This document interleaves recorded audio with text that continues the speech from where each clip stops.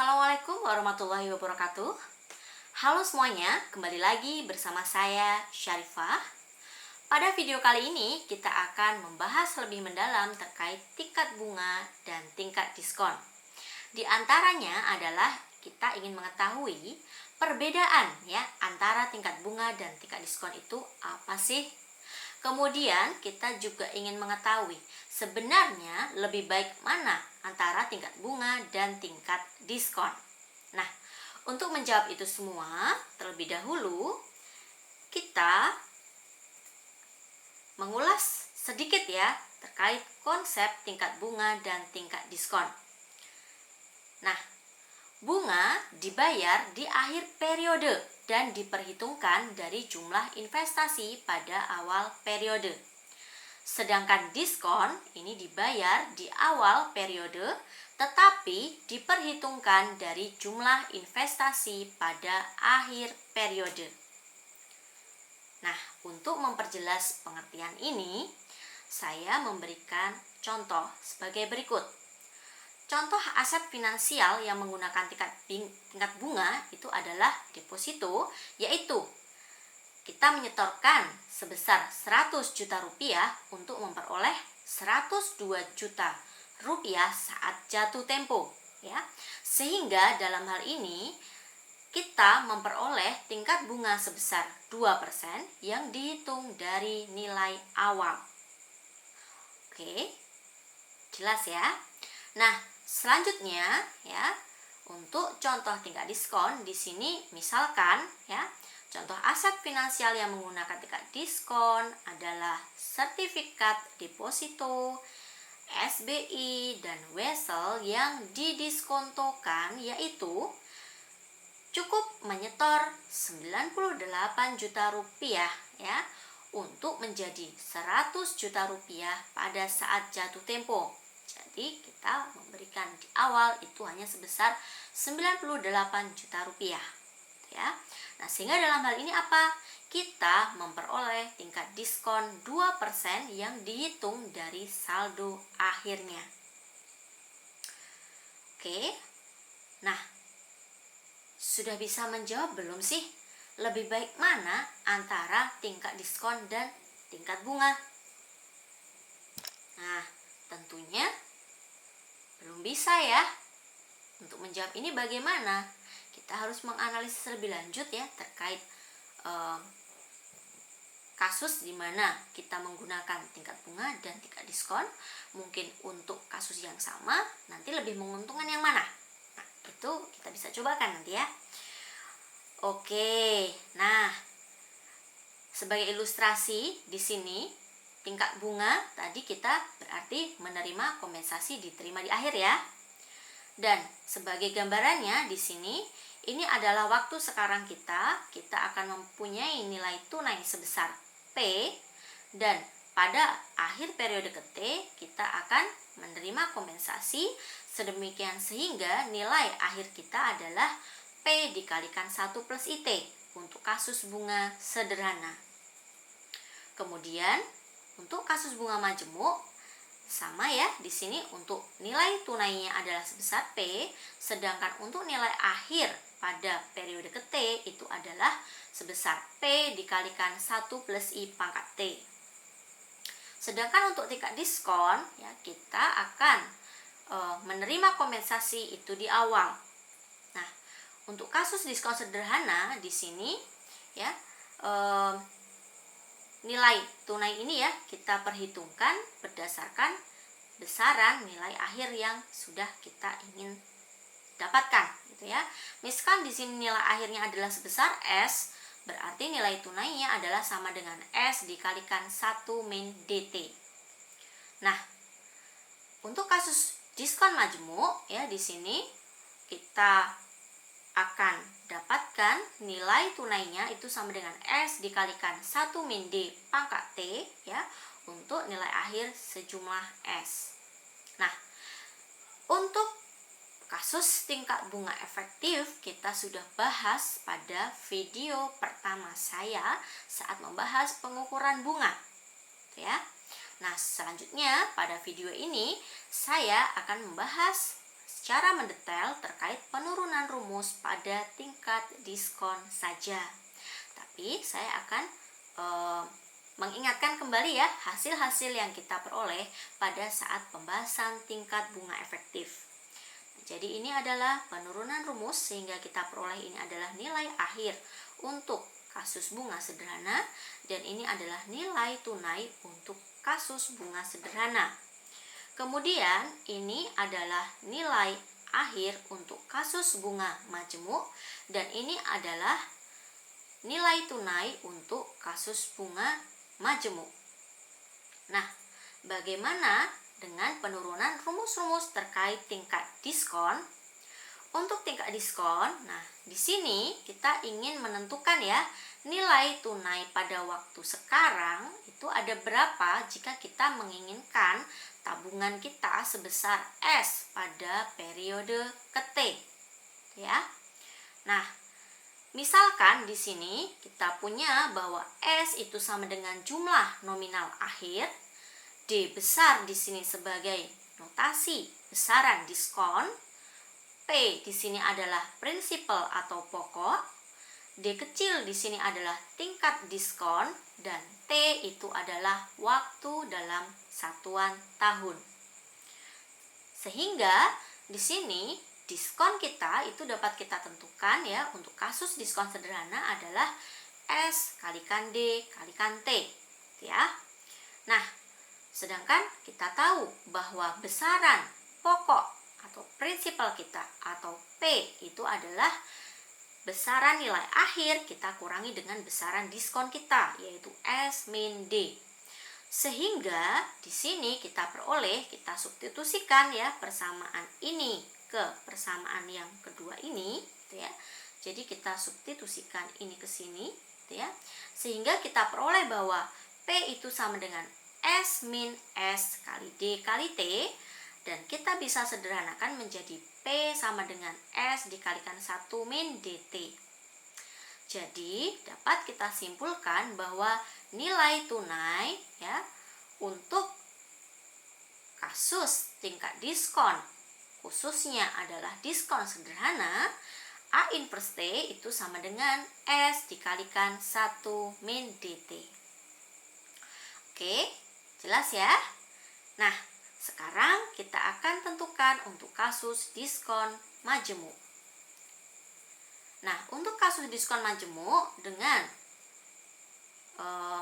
ilustrasi yang sama, ya, tapi hanya berbeda pada prinsip diskon yang digunakan, yaitu diskon majemuk, kita akan coba menurunkan rumus A inverse T ini dengan menggunakan rumus nilai diskon atau D ya yang sudah kita peroleh pada pembahasan saya sebelumnya, yaitu hubungan antara tingkat bunga I dengan tingkat diskon D dengan faktor diskon nu. Nah, yaitu diantaranya yaitu bahwa nu itu sama dengan 1 dibagi 1 plus I, dan nu itu juga bisa dinyatakan sebagai 1 min D. Nah, kita sudah ketahui bersama ya bahwa nilai tunai pada kasus bunga majemuk itu adalah A inverse T sama dengan S dikalikan 1 plus I pangkat min T. Sehingga kita bisa tuliskan bahwa A inverse T itu sama dengan S dikalikan nu pangkat T ya. Karena nu kita siapa? Nu kita adalah 1 per 1 plus I atau 1 plus I pangkat min 1 gitu ya. Sehingga kita ubah di sini 1 plus I pangkat min 1-nya adalah nu. Sehingga S dikalikan nu pangkat T. Nah, karena nu ini juga bisa dinyatakan sebagai 1 min D, nah berarti kita peroleh bahwa A inverse T itu sama dengan S dikalikan 1 min D pangkat T. Sehingga kita peroleh ya nilai tunai dari kasus di mana diketahui suatu tingkat diskon D. Oke, sudah jelas ya teman-teman semua? Sehingga di sini beberapa persamaan penting yang kita peroleh dari pembahasan yang kita bahas tadi itu adalah diantaranya ini adalah tingkat bunga atau tingkat diskon kita baik untuk bunga sederhana dan bunga majemuk, juga diskon sederhana dan diskon majemuk, sedangkan ini adalah nilai akumulasi ya dari P pada saat T, dan ini adalah nilai tunai dari S pada saat T ya. Jadi kita bisa peroleh ini masing-masing rumus dari AT maupun A inverse T untuk berbagai kasus, gitu ya. Nah, sekarang untuk menjawab persoalan lebih baik mana sih antara tingkat bunga dan tingkat diskon? Nah, saya sajikan contoh kasus ini. Di sini misalkan ya, 2 tahun yang akan datang, Pak UH ingin mempunyai tabungan sebesar 10 juta rupiah.